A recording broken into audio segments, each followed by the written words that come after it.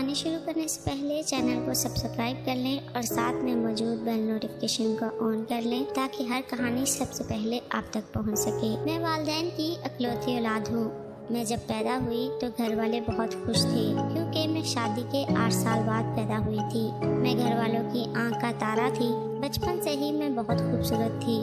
गोल मटोल चेहरा, ऊपर से नीली आंखें, गोरा रंग और गाल ऐसे सुर्ख जैसे कंधारी अनार हो। देखने वाले पहली नजर में मुझे एक खूबसूरत पठानी समझते थे। जब भी कोई मेहमान हमारे घर आता तो वो मुझे जरूर गोद में उठाता क्योंकि मैं बिल्कुल गुड़िया की तरह लगती थी। जब मैं 4 साल की हुई तो कोई घर वालों ने मुझे शहर के सबसे बेहतरीन स्कूल में दाखिल करवाया। मैं क्लास की सबसे हसीन लड़की थी। एक तो मैं हसीन थी और ऊपर से ज़हीन भी। इस वजह से क्लास की सब टीचर्स मुझे बहुत पसंद करती थी। जब मैं तीसरी जमात में आई तो मेरे मोहल्ले की एक लड़की मेरी क्लास में दाखिल हुई। उसका नाम सना था। चंद ही दिनों में हम सहेलियां बन गई और खेलने के लिए एक दूसरे के घर आने जाने लगी।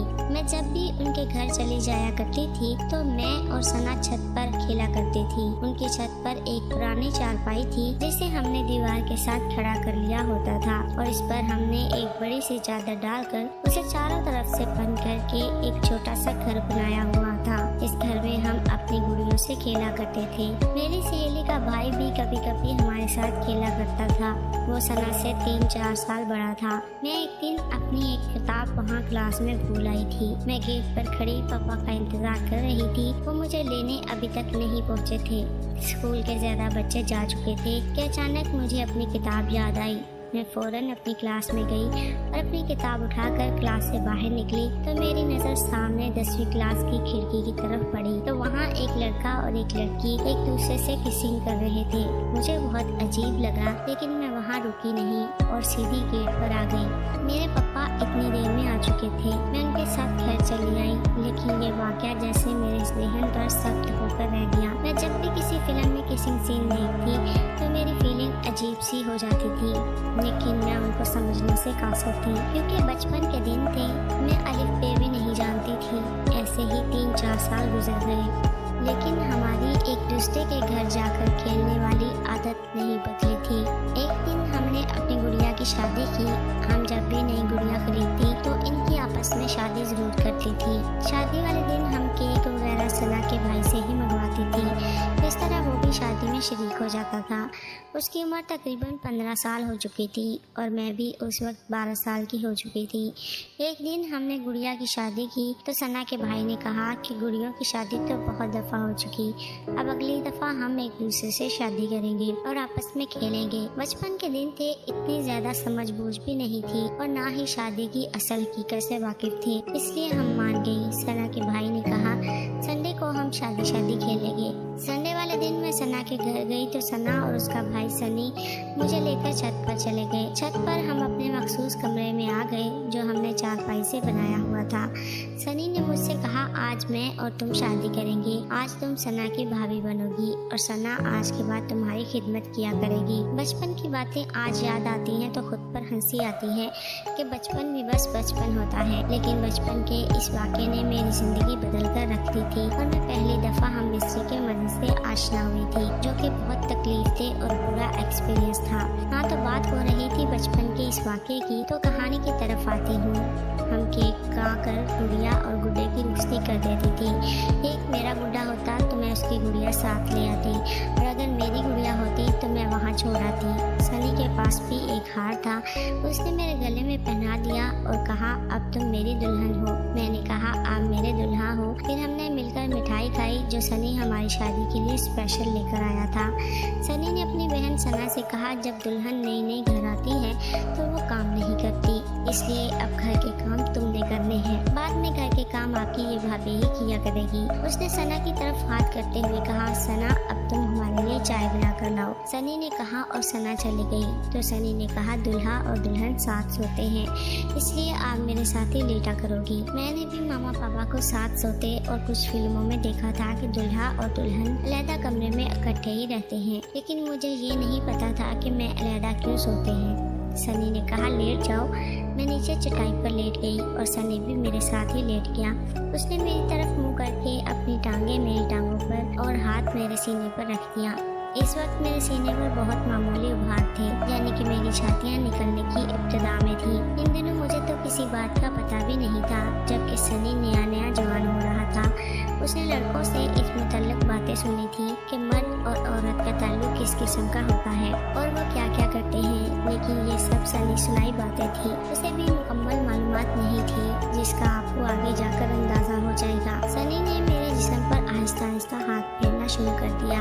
मेरी इस वक्त अजीब सी फीलिंग हो रही थी।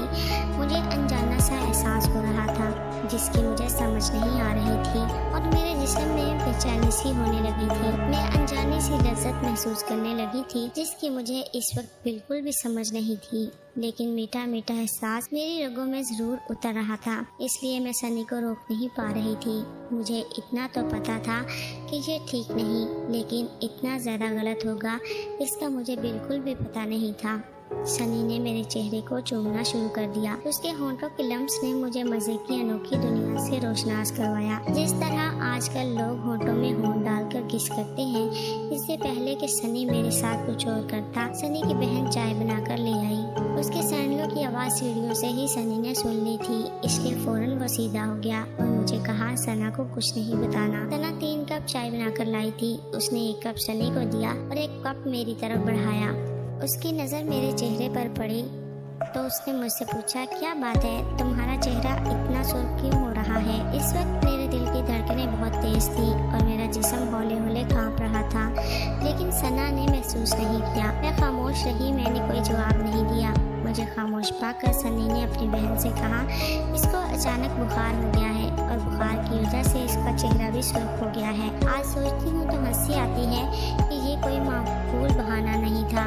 अगर सना की जगह उसकी मम्मा या मेरी मम्मा होती तो शायद मामला भाप जाती, लेकिन सना भी मेरी तरह 12 साल की थी। उसे भी इस वक्त ऐसी बातों का पता नहीं था, इसलिए उसने परेशानी से कहा, जल्दी से डॉक्टर के पास जाओ। सनी ने कहा, अब इसे चाय तो पी लेने दो, आज ही मेरी शादी हुई है और तुम मेरी दुल्हन को भगा रही हो। सना ने कहा, दुल्हा जी पहले दुल्हन की दवाई तो लाओ। मैंने कहा, मैं बाबा के साथ चली जाऊंगी, मुझे घर जाना है। सना ने कहा, पहले चाय तो पी लो। मैं चाय पीने के बाद अपने घर आ गई। उस दिन पहली दफा मेरे साथ ऐसा कुछ हुआ था। मैंने घर में किसी को नहीं बताया और ना ही अपनी किसी सहेली को, सना को भी नहीं। दिल के किसी कोने में ये जरूर था कि ये गलत काम है, इसलिए किसी को नहीं बताना चाहिए और ना ही किसी को बताया था। इतना कुछ हो जाने के बाद भी मुझे अभी मर्द और औरत के दरमियान ताल्लुकात से आगाही हासिल नहीं हो सकी थी। पहले मैं सिर्फ सना के साथ खेलने के लिए जाती थी, लेकिन उस दिन के बाद मेरे दिल में ये ख्वाहिश भी होती थी कि सनी मेरे साथ फिर से वैसे ही खेले। मेरी यादाश्त में 4 साल पहले का वो वाक़या भी गर्दिश करने लगा था, जब मैंने 10वीं क्लास के लड़के और लड़की को किस करते देखा था। मैं मामूल के मुताबिक सना के घर खेलने जाती। सनी कभी घर होता तो कभी दोस्तों के साथ खेलने गया होता। सना के होते हुए दोबारा ऐसा कोई मौका नहीं आया कि सनी खुलकर वैसी हरकत करता। ऐसे ही 1 महीना गुजर गया। मैं इस वक्त 7वीं जमात में थी और सनी ने 10वीं के बाद अभी कॉलेज में दाखिला लिया ही था। उसके दोस्तों में एक लड़का बुरी सोबत का शिकार था, जिसने सनी को मर्द और औरत के ताल्लुकात के बारे में बहुत सी बातें बताई थी, जिस वजह से वो मेरे साथ ये सब कर रहा था। ये सब कुछ सनी ने मुझे बाद में बताया था। ऐसे ही एक दिन मैं सना के घर गई तो घर में सनी के सिवा कोई नहीं था। सनी ने मेरे पूछने पर बताया कि सना मामा के साथ बाजार गई है और उन्हें आने में काफ़ी वक्त लगेगा। चाहिए तो ये था मैं वापस चली जाती, लेकिन जहन के किसी कोने में उस दिन का मज़ा था जिसने मुझे जाने ना दिया।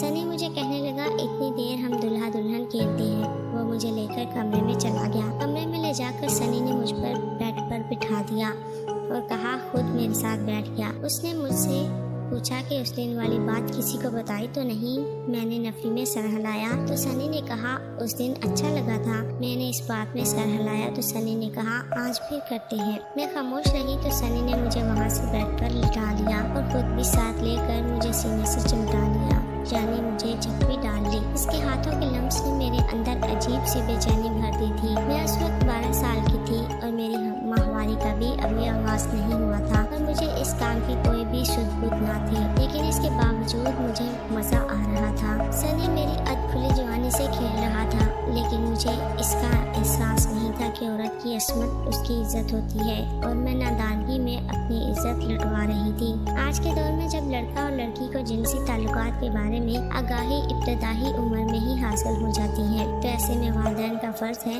बच्चे को अच्छे बुरे का एहसास छोटी उम्र में ही दिलाना शुरू कर दें। 10-12 साल की उम्र में बच्चों को ऐसे मामला से मुताल्लिक अच्छे बुरे कामों का पता होना चाहिए और ये आगाही वालिदैन की तरफ से ही होनी चाहिए, क्योंकि हमारे यहाँ जिनसी तालीम से आगाही से मुताल्लिक कोई जरिया नहीं है।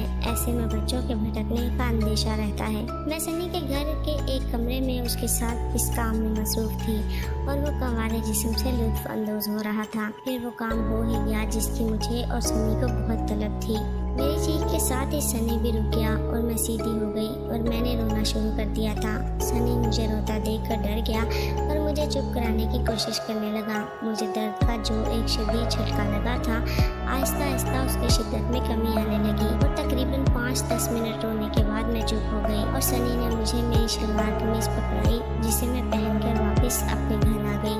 जैसा कि मैं आपको पहले बता चुकी हूँ कि मेरी जिंदगी का ये पहला तजुर्बा बहुत तकलीफदेह साबित हुआ और इस तजुर्बे ने पिछला सारा मजा भुला दिया था और जो आखिरी तजुर्बा था उसने मुझे दोबारा ऐसे किसी काम में शामिल होने से रोके रखा और शादी तक मैं ऐसा कुछ न किया। इस वाक़ये के बाद मैं चंद माह बाद ही बालिग हो गई थी और माहवारी स्टार्ट हो गई थी। इसके बाद मैं कुछ अरसे के लिए सना के घर नहीं गई और सना मेरे घर आने लगी और फिर मैंने भी उसके घर जाना शुरू कर दिया। अब मैं जवान हो चुकी थी और मुझे इन बातों का भी पता चल गया था और मुझे अपनी इज्जत के खोने का बहुत अफसोस भी होता था। सनी ने सना से मुझसे शादी की ख्वाहिश का इजहार किया था। सना ने मुझसे पूछा तो मैंने भी एतराज़ नहीं किया और फिर सना के मामा पापा ने मेरे मामा पापा से मेरा रिश्ता मांगा और फिर 20 साल की उम्र में मेरी सनी से शादी हो गई। अब मैं कभी कभी मजाक करती हूँ कि बचपन में तुम कितने शरीफ थे। कारीन, आपने अखबारात में पढ़ा होगा 5 साल बच्ची से ज्यादती, कभी 10 साल बच्ची से ज्यादती और कभी 12 साल बच्चे से ज्यादती। इसकी बहुत सारी वजूहात हैं, लेकिन सबसे अहम वजह वालिदैन है जो अपने बच्चों पर सही से तवज्जो नहीं देते। मैं घर पे बताकर जाती थी मैं सना के घर जा रही हूँ, लेकिन कभी भी मेरे मामा पापा ने ये जानने की कोशिश नहीं की मैं वहाँ क्या करती हूँ और साथ में कौन कौन खेलता है। अब ये बच्चे की किस्मत के किस घर में जा रहा है, इस घर में कोई जिनसी जुनूनी तो नहीं रहता। अगर रहता हो तो यहाँ से बच्चे की बदकिस्मती का आगाज शुरू हो जाता है और फिर सारी जिंदगी ये बदकिस्मती उसके साथ रहती है। जिसके साथ बचपन में जिनसी इस्तेहसाल हो चुका हो, उनमें से ज्यादातर बड़े होकर अखलाकी गिरावट का शिकार हो जाते हैं और ऐसे लोग बहुत खतरनाक होते हैं। ऐसे लोगों से अपने बच्चों को बचा कर रखना चाहिए। वैसे ये कहानी कम और हमारे लिए एक सबक ज्यादा है। आपको कैसी लगी कमेंट में ज़रूर बताएं। मिलते हैं एक और वीडियो के साथ, तब तक अपना ख्याल रखें। हमें दीजिए इजाज़त। अल्लाह हाफिज़।